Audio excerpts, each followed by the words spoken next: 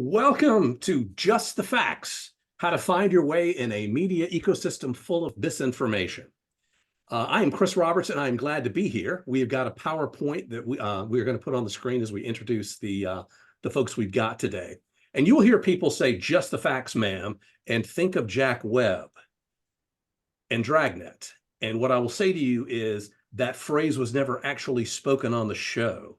And I imagine that Lewis and Lori know this because they check facts for a living.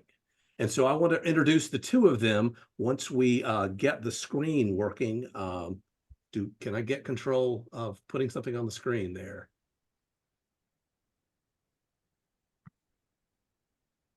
Well, we'll try to do that as I do that. We'll introduce, first of all, Lori Robertson, who is the head of the managing editor for factcheck.org. And she is, Fact Check, as she'll say, is a project of the Annenberg Public Policy Center at the University of Pennsylvania. She joined it in 2007 after working at American Journalism Review, which I miss very much. And along with the Casey Journalism Center on Children and Families, a resource for reporting about at-risk children. She's on the board of the International Fact-Checking Network, which I'm sure she will tell you about. Also with us is Louis Jacobson, who is senior correspondent at PolitiFact, which was created by the Tampa Bay Times, now owned by the Poynter Institute. He joined PolitiFact in 2009, currently a senior correspondent. He's worked at Roll Call, at CongressNow, and the National Journal, and he's been teaching fact-checking at universities, as we will talk about. We want you to be a part of this, so as you have questions, you can type them into the comments, if I'm not mistaken, and we can take a look at those and decide how to answer those. So to get us started, I will ask them both to talk about who they are and what they do. So let's start with factcheck.org. Lori, tell us about your organization.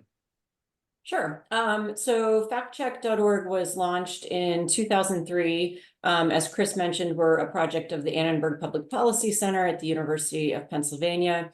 We were co-founded by Kathleen Hall Jameson. She's the director of the APPC, and also Brooks Jackson, who was our first director, a former CNN and Wall Street Journal reporter. He had done some like ad watches for CNN, so fact checking essentially for CNN before he launched factcheck.org in 2003.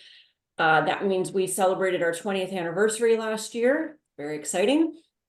For people who don't know, the APPC was established by the publisher and philanthropist Walter Annenberg. And we get, we're on grant money, we're a nonprofit, and our primary funding is a grant from the Annenberg Foundation. Since 2010, we've accepted individual donations, but not from partisans, labor unions, or corporations. If anybody gives us $1,000 or more, we print their name and city and state. We do get some funding from Google and also Facebook. We have 9 full-time professional journalists on staff now, and since when we launched in 2003, it was Brooks and like a part-time person or a couple of interns. Now we're 9 full-time journalists. We've expanded since then to include 2 other main features. One is called SciCheck, which we launched in 2015. It's a project that fact-checks claims about science or distortions of scientific research. And then we also have what we call the Facebook Initiative. We and other fact checkers, including PolitiFact, work with Meta to help reduce the spread of mis and disinformation on that platform, as well as Instagram. Chris went through my slides kind of quickly, but that's okay. That's all right. I think the one thing on the last slide was that we just hit a record number of page views in 2020 of 95 million. And a good thing to know about us is that because we're a nonprofit, our articles are available for free for others to republish. We basically say, steal our stuff. And we have some outlets who regularly republish our work, including MSN, Univision. We have a lot of our content, particularly the SciCheck stuff, in Spanish, and we're starting to translate more of our political fact-checking into Spanish as well. We also have a partnership with Hearst TV for the 2024 election to make online fact-checking videos based on our work. And then this slide just shows the different types of content we do. So we'll do fact-check posts, which are shorter articles on a specific claim. We do featured articles that are more theme pieces or multiple ads, or maybe several claims that were said in a debate or a big speech. Side check, as I mentioned. We also have two features where we encourage readers to ask us questions that we'll answer. One called Ask Fact Check and the other called Ask Side Check, which is obviously for the science-based questions. And that's about Thank you. Thank you. Louis, tell us about PolitiFact. So we are quite similar in a lot of ways. In fact, one of Lori's colleagues, Rob Farley, got his training at PolitiFact for a number of years. So doing largely the same kind of thing. So we were founded in 2007, a few years after factcheck.org, but I think we're the second oldest major fact checker in the US.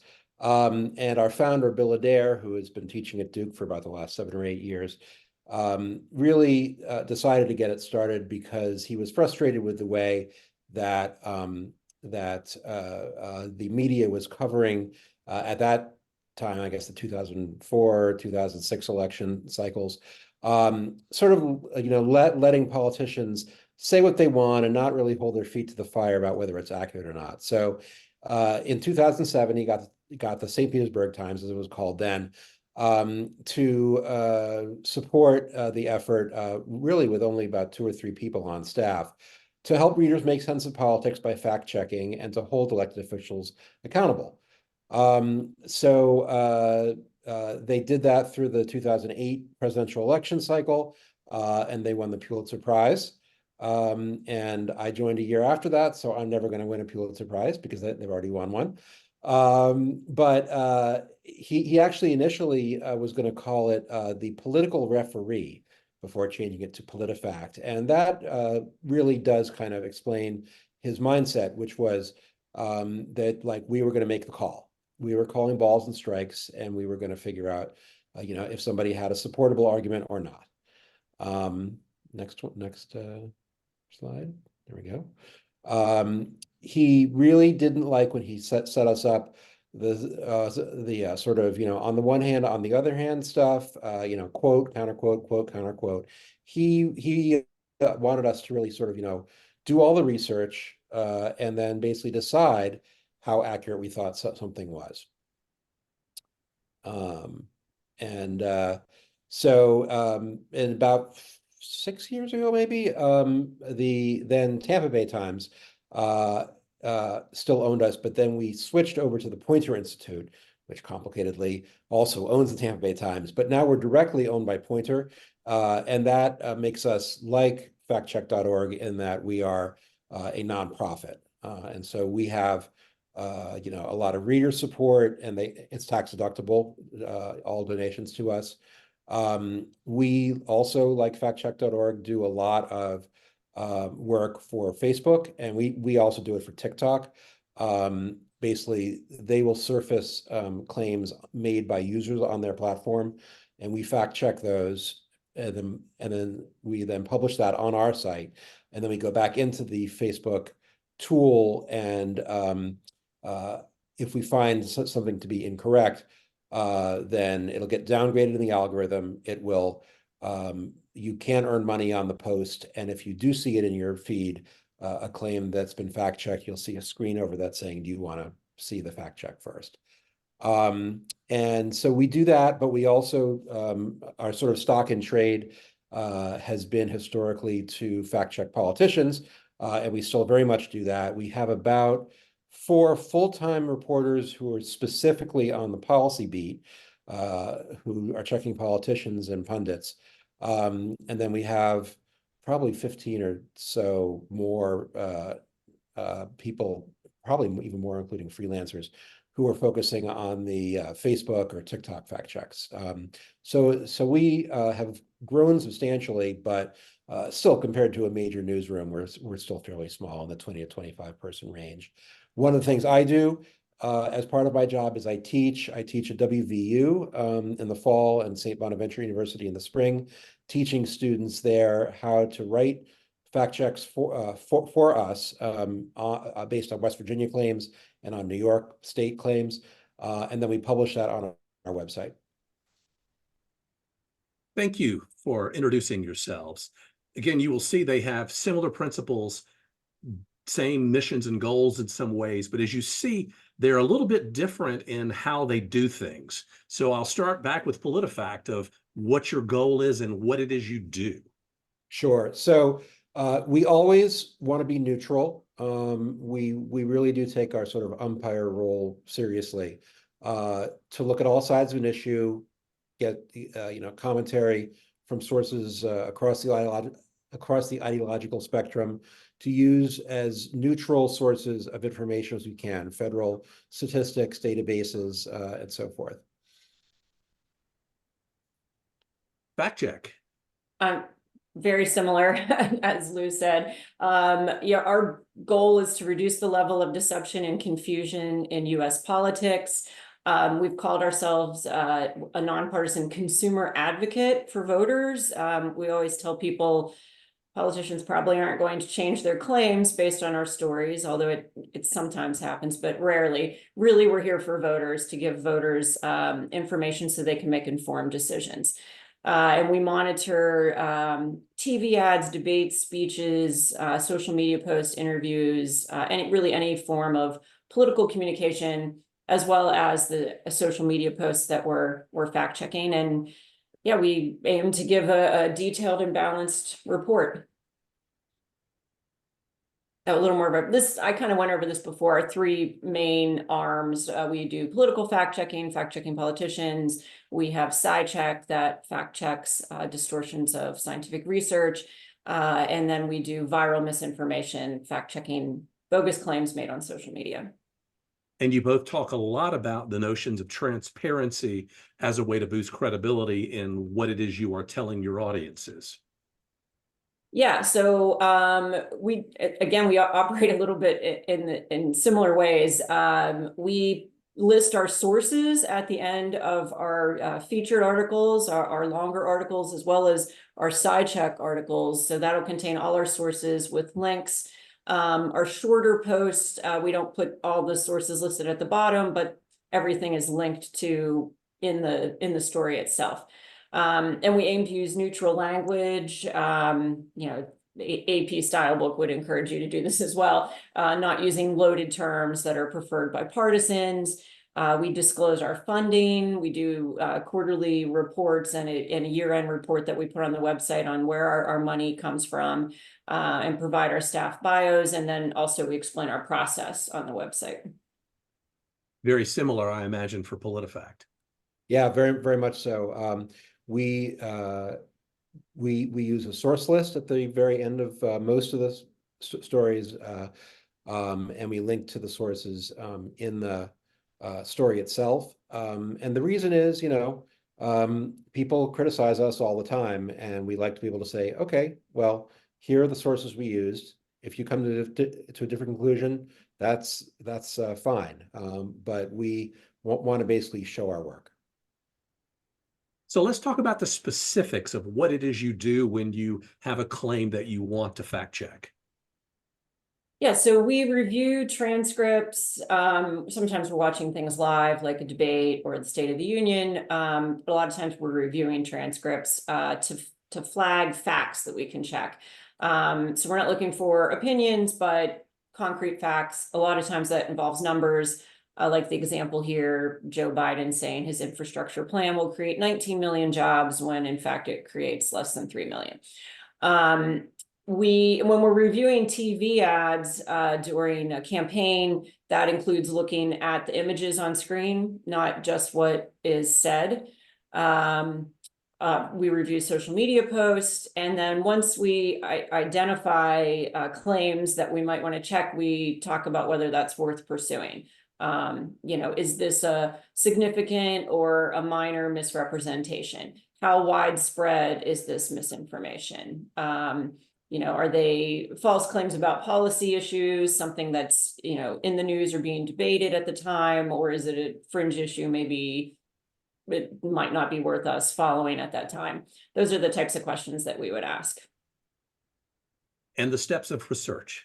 Sure. So we begin with whoever made the claim. So, we'll contact the White House or the campaign for a candidate, or if it's political action committee making the claim, we contact them and say, where's the support for this claim? One note is that you just can't assume that understand what someone means. And then sometimes the backup material does support what the claim, but often it does not. So it's great to get that support material when you get it and look at it and decide, oh, that doesn't support this claim at all. And now you've done half the work already for your story. Well, that takes us to the second half. Yeah, second thing. So in addition to that, or say we can't get a response from a politician, we're looking at primary sources. There's some examples here like Library of Congress or the, House clerk or Senate secretary for votes, historical information. So like for employment numbers, we're using the Bureau of Labor Statistics all the time. GDP, Bureau of Economic Analysis, oil data from Energy Information Administration. So just a lot of our kind of go-to sources. There's nonpartisan government experts like the Congressional Research Service, which is amazing, publishes very detailed nonpartisan reports on a host of issues. For science-based claims, we might be looking at the scientific literature, things in journals, the CDC. And there's also outside experts from nonpartisan sources like the Kaiser Family Foundation on healthcare, Committee for a Responsible Federal Budget on budget issues. Louis, your approach, I imagine, is a little bit similar. Yeah, it is. If I were to boil it down to a phrase, if we hear something or see something and it sort of makes you say, huh, I wonder if that's true. That's our sort of ultimate characteristic. Is it something that a reasonable person will be curious about?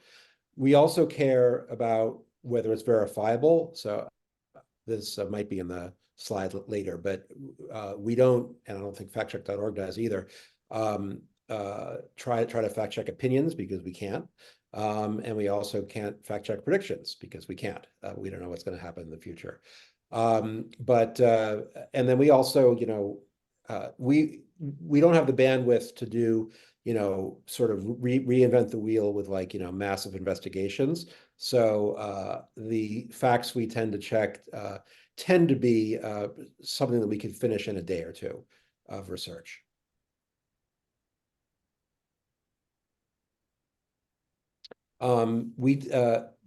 Dating back to our very birth, we have required all sources to be on the record.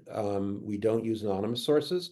And in fact, if somebody, insists on being anonymous and they say something that like could be helpful to us, we will just say, no, we can't do that. And we can't use that for factoring in, our rating, our truth rating. Well, let's talk about that truth rating, because this is where we start to differentiate the two organizations. You guys make a ruling. We do. So we have at the both on the homepage, and then when you click in at the top of the narrative article that we do, we have something called the ruling statement, and that is the literal quote that we are trying to fact check. It's usually maybe a sentence. It could be 2 sentences. It's not a whole speech. It's not a whole sort of exchange between like a TV host and a politician. It's only about a sentence. It could be a partial sentence. It could even have some, if you need it for clarity, we can do some paraphrasing, but basically it's about a sentence worth. And that is the literal statement that we are fact checking. And then the concept of our truth meter, which is our system of our 6-point rating scale, is that things are not black and white. There are shades of gray. And we have a whole process for determining this.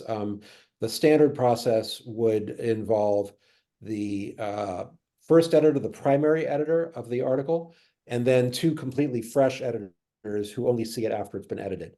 And then the writer or the writers sit in on that. It's called the chamber.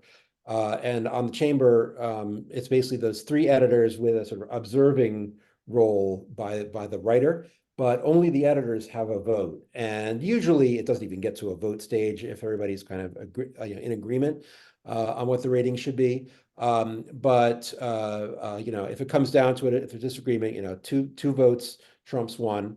And I think next is probably our rating system. I can explain. Yes, it is. There's 6 of them. There's the Yes. black, there's the white, and then there's those charcoal colors of gray. Exactly. And and I should say, as part of that chamber process, we have a set series of 4 questions, which we always ask. It's just to make sure we're sort of understanding we've reached out to the person in question, and that we've looked at our past rulings on similar claims to make sure that there's not a wide divergence in treating the same or similar claims differently. So when the editors come up with their decision, it could be one of 6 different categories. True, which is the statement is accurate and there's nothing significant missing. Then next is mostly true. Also, the statement is accurate. It's not partially accurate. The statement is accurate, but it needs clarification or additional information. So it's actually pretty hard to get a true, because most of the time, if you're being interviewed on TV, or if you have a limited number of characters on a tweet or something, people are going to leave out a little bit of the nuance, a little bit of the context. And I personally think that a rating of mostly true is really good. It's not a knock to get marked down from a true to a mostly true. I consider both of those ratings to be very solid. Then you have half true. For the first time, we say the statement is partially accurate, but it leaves out important details or takes things out of context. So for instance, a common one here is cherry picking. If they say that, somebody got a certain poll result, and one poll had it and 10 polls didn't, it is literally true that they got that in one poll, but it sort of leaves out the context, important context, that 10 other polls didn't say that. So that's the kind of thing which might get a half true.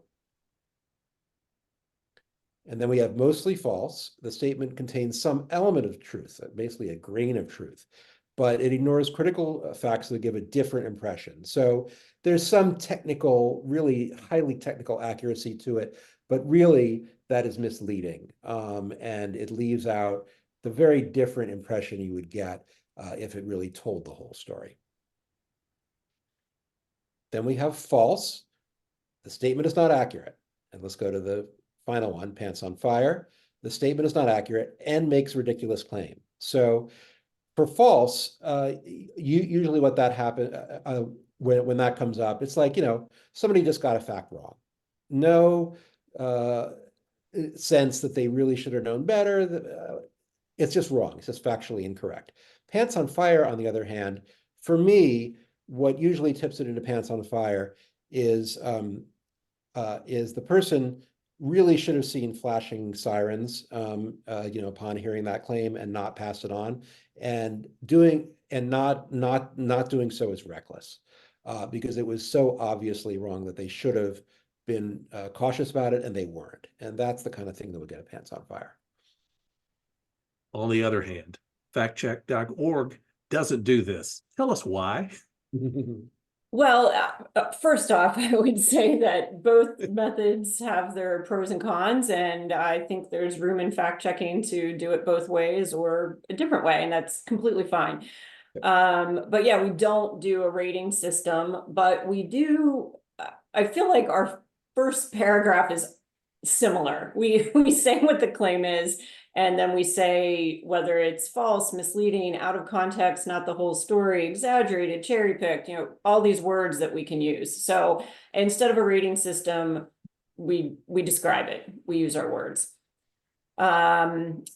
We don't say that someone is lying. And the reason for that is that we can't tell what their intent is, and lying implies there was an intent to deceive. So we don't use that word. And we also don't keep score. We don't keep track of which party or which candidate tells the most falsehoods or gives the most information. And that's because there's no objective way to really measure that. We're also not fact checking every single thing every single person said. So that would be difficult to kind of keep score. But I think we're similar in the last 2 points, except for Yeah. lie of the year. Yeah. Yeah, I would But some say would- we only use the term lie once a year, which is in our lie of the year, which is the most significant falsehood. And we started that in 2009. Probably if we had to do over again, we may not use the term lie because it does matter that we can't tell what somebody's intent is in saying a falsehood. But we also do steer clear from that to a great degree. And we also, I would say, rarely get into the keeping score.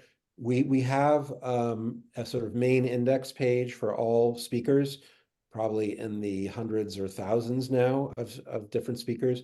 And we do have on that page what their like breakdown is between true, mostly true, et cetera, for all of their claims, but we don't compare individuals except in rare cases. We did do that recently. We did a piece on Trump's 1000th fact check on our platform. And as part of that, I looked at other frequently checked people for comparison, and we published that. But that's like the first time in a very long time, if ever, that we've done something like that. We tend to shy away from it for exactly the reason Laurie said, which is that it's not a randomly selected scientifically valid sample of all things that are said. So these sorts of patterns can be instructive, but only with large margins of error and a lot of context needed. Two questions then, Lewis. The first is, pants on fire has a rhyme that goes with it. How do you not say someone is lying when you say what they said is pants on fire? Well, what you just showed in the slides was our specific definition, which we have, and we often put into the story, maybe not all the time, but a lot of the time we put in what the definition is. The statement is factually incorrect and ridiculous, therefore it's pants on fire. But anybody can find in our process page on the website.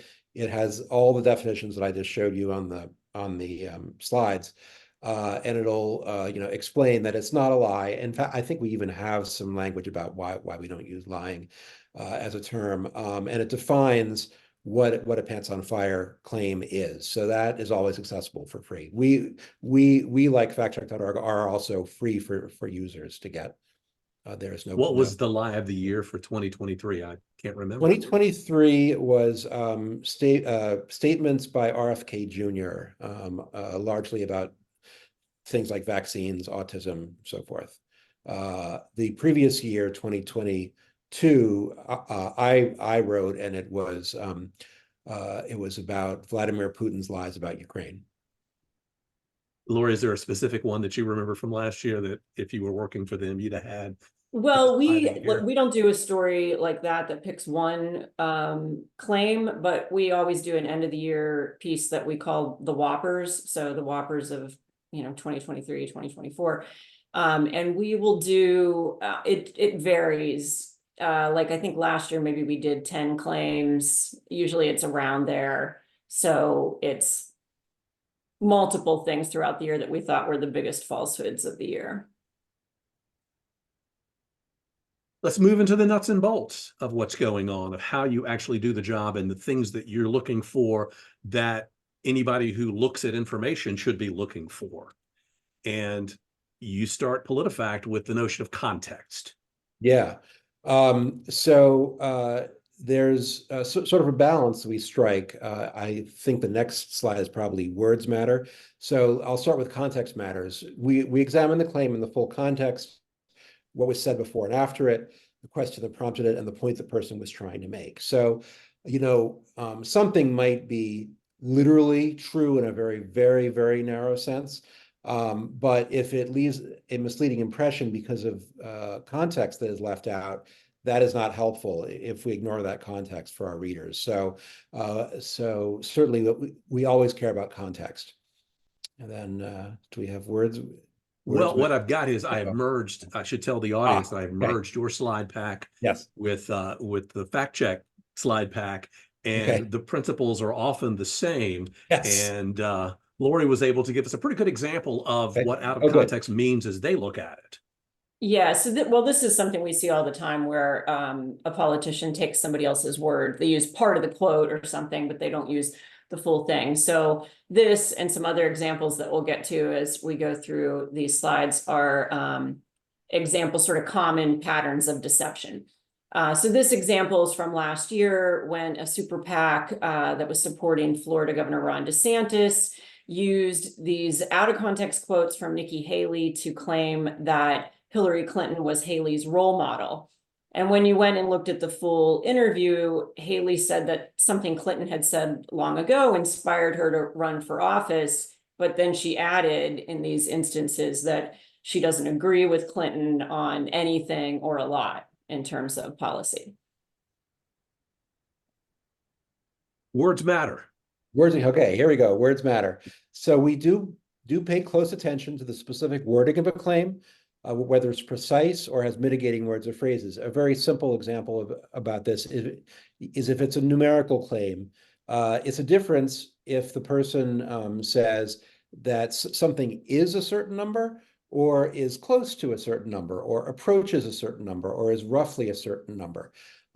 If they're off from that specific number, then they will get a better rating typically if they have some sort of mitigating phrase, say close to that number. You used the word cherry picking earlier, and that is a pretty common term that also Lori had talked about. Mm-hmm. Yeah, and this is a good example of what we often call a true but claim, where the claim is technically true, but with more information or the whole story doesn't quite look the same as the politician is presenting it. So this was last summer. Joe Biden repeatedly cited the statistic that unemployment has been below 4% for the longest stretch in over 50 years. Technically true. But we wrote about this and noted that if he had set the threshold just a tiny bit higher at or below 4% instead of simply below 4%, then the longest stretch in over 50 years would have occurred under Donald Trump. Timing matters.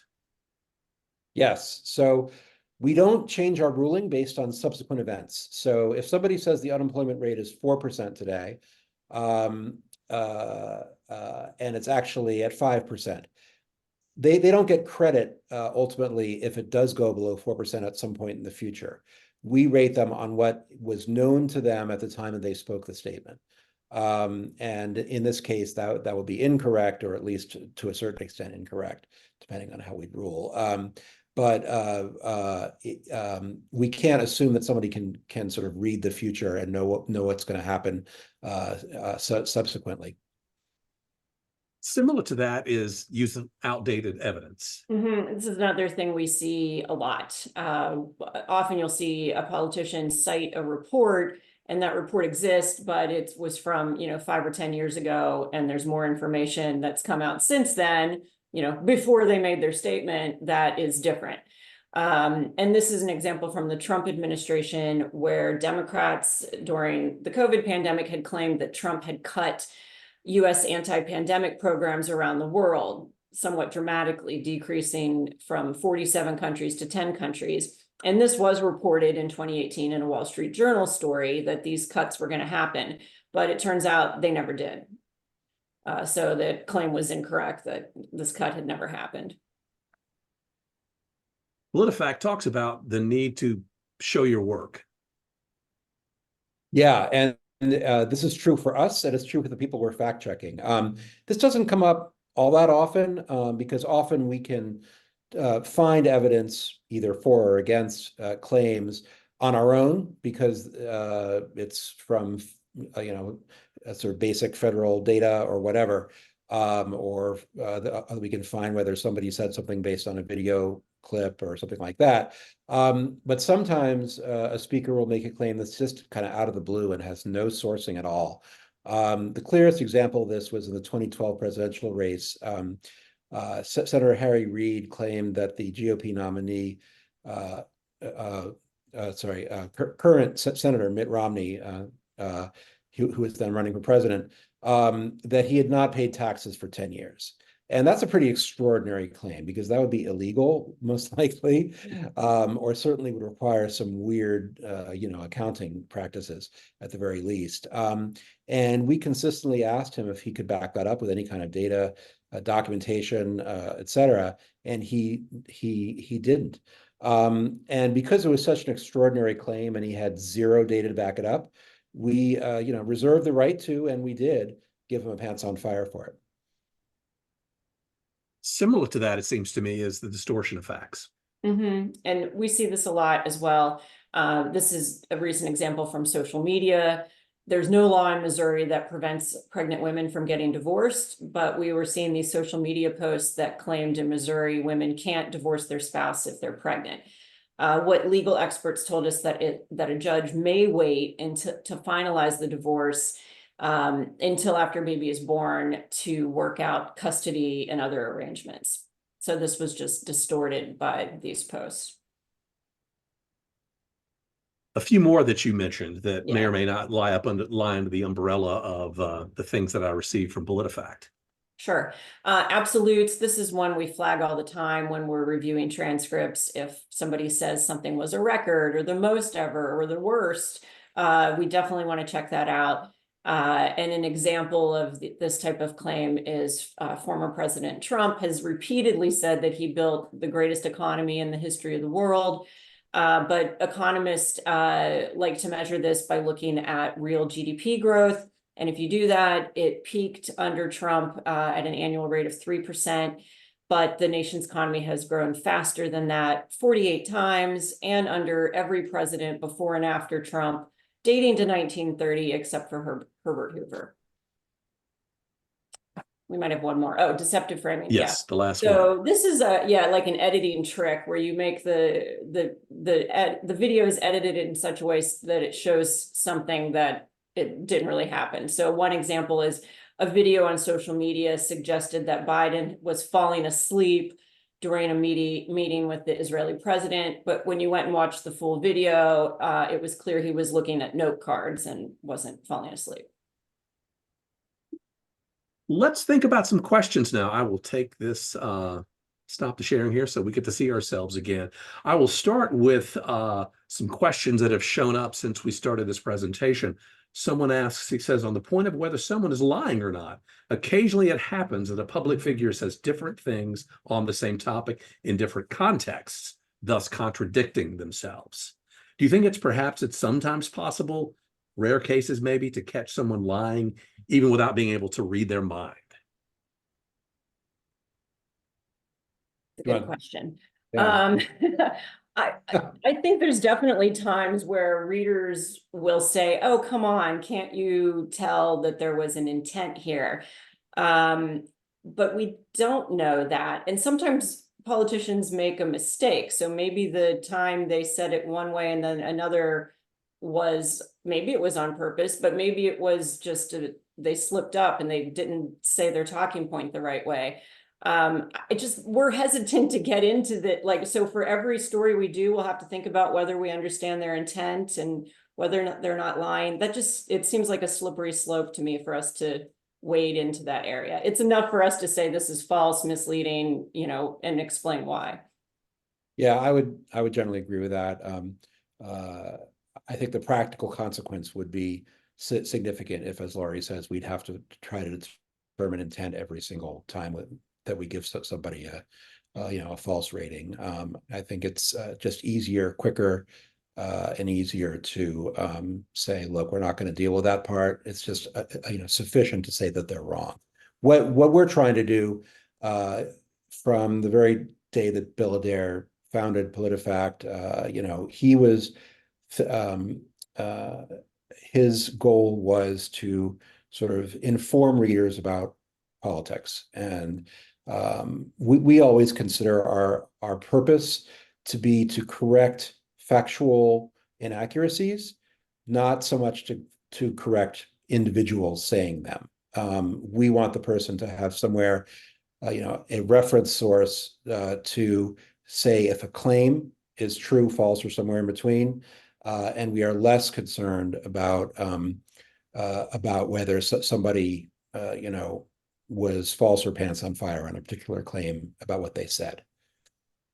There are some news organizations who struggle with this and don't want to use the word lie, but seem to be willing to do that when something that is untrue is told repeatedly, hundreds and thousands of times, and you correct and the behavior doesn't change. Does that enter into your thinking about how you make ratings? I mean, I think every media outlet has to sort of make this decision on their own, and I don't criticize anybody for coming to a different conclusion. This is what we feel comfortable, particularly because we are fact checkers, and this is like the fundamental part of what we do. If you're CBS News, ABC, or something like that, you're covering a lot of different things, and so fact checking might be part of what you do, but it's a fairly limited part of what you do. For us, we spend a lot of time thinking about this, and we feel pretty comfortable with the way that we are doing it now. Yeah, I would agree with what Lou said. News organizations have to make this decision for themselves, but if we haven't even discussed doing it once, but if we did use the L word once, it would then be again become a question constantly of, oh, well, why aren't you using it for this story? Why aren't you using it for this story? And then I also think it gives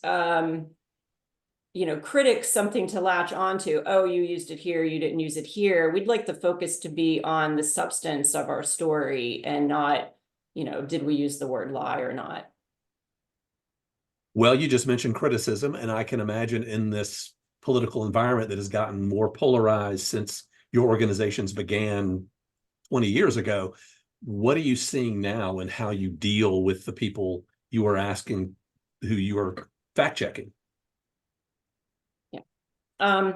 Well, I'll go first. I think some of it is what we've always seen, where we'll get, but maybe we're getting more hate mail than we used to, but a lot of it is someone complaining that we wrote a story either about a politician they like, and that's a lot of it, saying, oh, you never fact check the other person.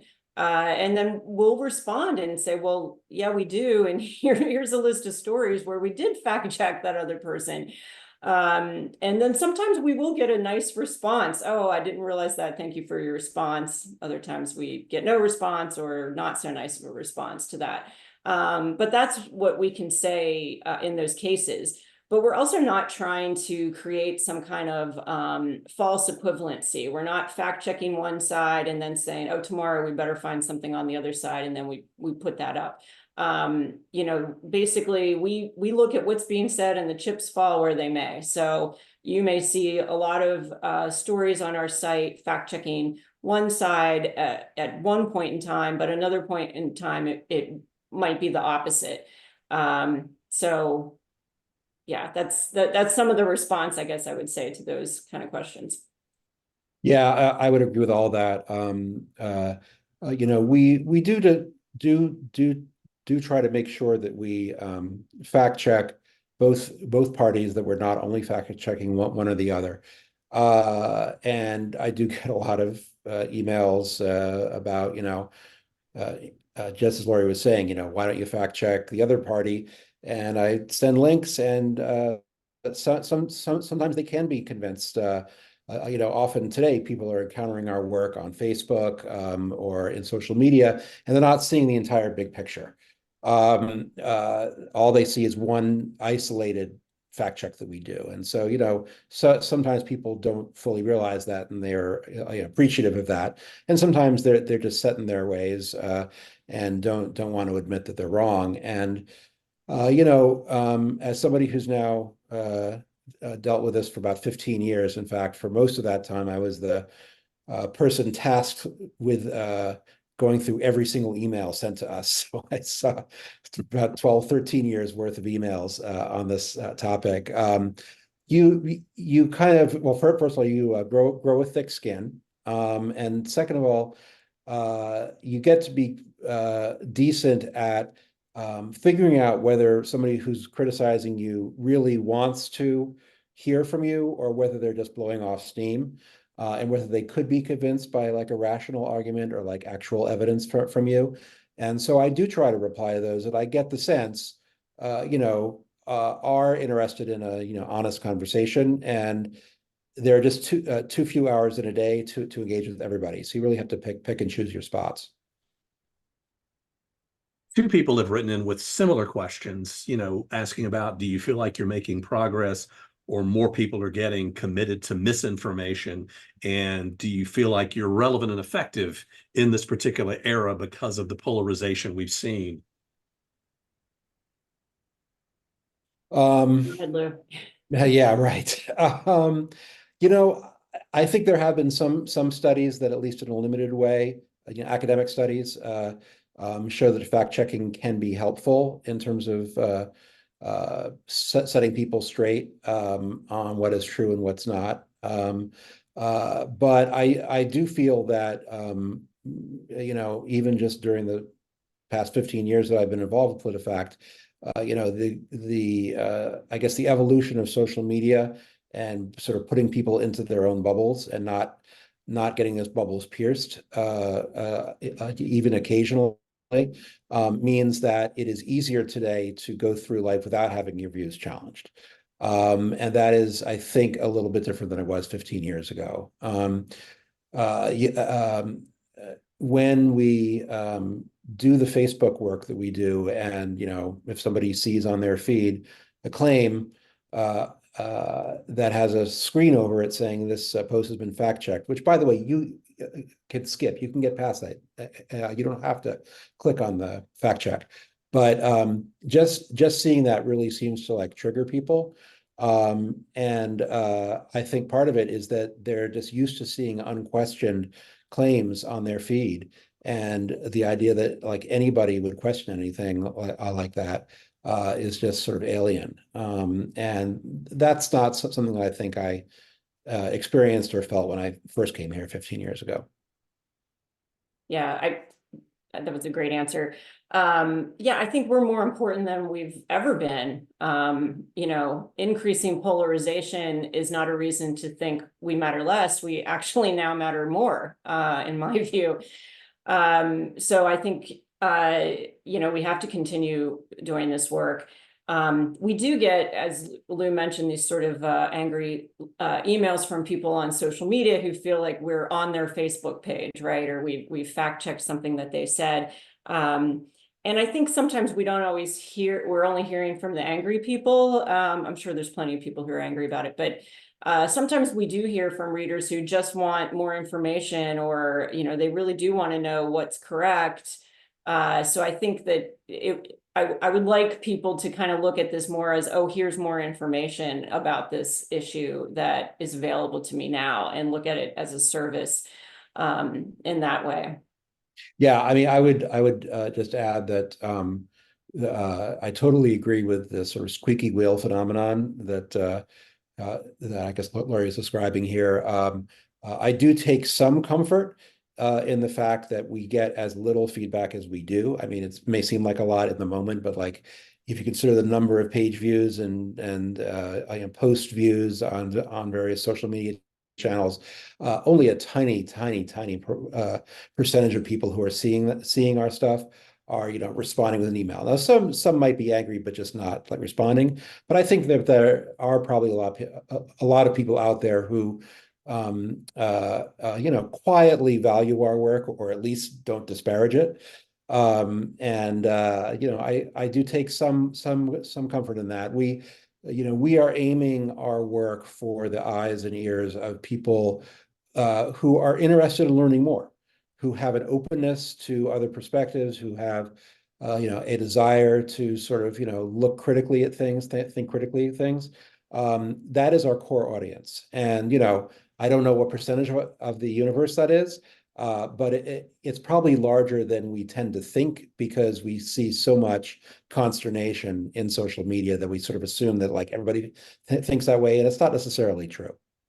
Yeah, agreed. We definitely talk about how there are segments of the population, whether on the right or the left, they've made up their mind, no matter what you write, what kind of evidence you present, it's not going to matter. But then there's, I think, a good chunk of people in between who have their opinions, have their political viewpoints, but want to know what the truth is. You know, they know that politicians on both sides don't always get things correct, or, you know, don't always like to maybe mislead to make their point. And they, you know, are interested in our work to figure out what's fact and what's fiction. Do you ramp up during certain times? I'm thinking, you know, we have an election coming up this year. What's going to happen this year? So, I mean, you know, I don't have the specific data at my fingertips, but the general experience has been that during election years, particularly presidential election years, our traffic does go up. And we are fact checking a lot of stuff. I mean, you know, not only presidential race, but Senate races, governor's races, House races. You know, we have to really prioritize which of those races we focus on. And obviously, presidential does get the lion's share of our attention, but we really do try to fact check Senate races as well. And it's in some cases, we have partners in the states who are part of the PolitiFact network, like in North Carolina and Wisconsin and Texas and in New York. And so, you know, races in those states can be sort of handed off to the people at our partners in those states. But yeah, it definitely does spike during especially presidential years. Then, you know, during the quieter periods, we do other things. Obviously, you know, when a new president comes in or even a new Congress comes in, there's a certain amount of legislation, and we're covering that. But also, we have done since Obama, we did Obama, Trump, and now Biden, we do promise checking. So for Obama, it was 500 promises that we tracked whether they were being kept or not. For Trump, we cut it down to just 100 because it was just more manageable, and then Biden is also 100. So those are the sorts of things that we can do, you know, early in the presidency when they're signing a lot of executive orders, and maybe there aren't, you know, as many claims as there are during the heat of the campaign cycle. So we tend to have little, you know, workarounds so that we still have stuff to write about, even if it's relatively slow.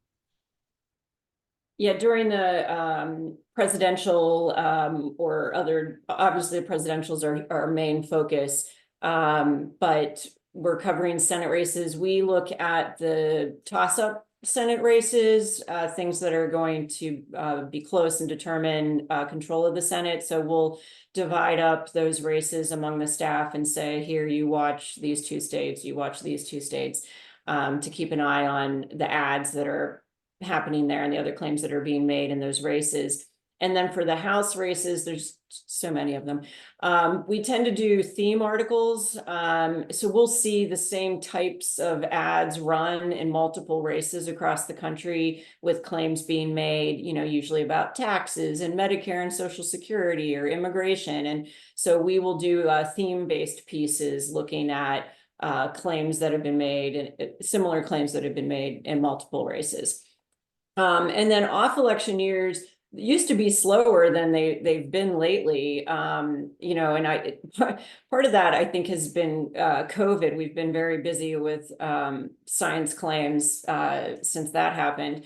But some of the features we do, well, we even do them in election years, but we've been doing something called Biden's numbers, and before that we did Trump's numbers, and before that Obama's numbers, where we look at various statistical indicators on a host of topics and what's changed under the president. We've mentioned states and national. We are bad in national and international now. So Lori, talk about the international organization that you're a part of. Sure. PolitiFact is part of the International Fact Checking Network. So it's I'm not even sure how many fact-checking organizations there are around the world, but many of them are part of this international fact-checking network. There's a code of principles that the signatories agree to abide by. It's a journalistic principles and ethics type statement, and you apply to be a signatory, and then you are assessed by independent assessor, and then you hopefully get your application approved, but not all of them are approved to be a member of this organization.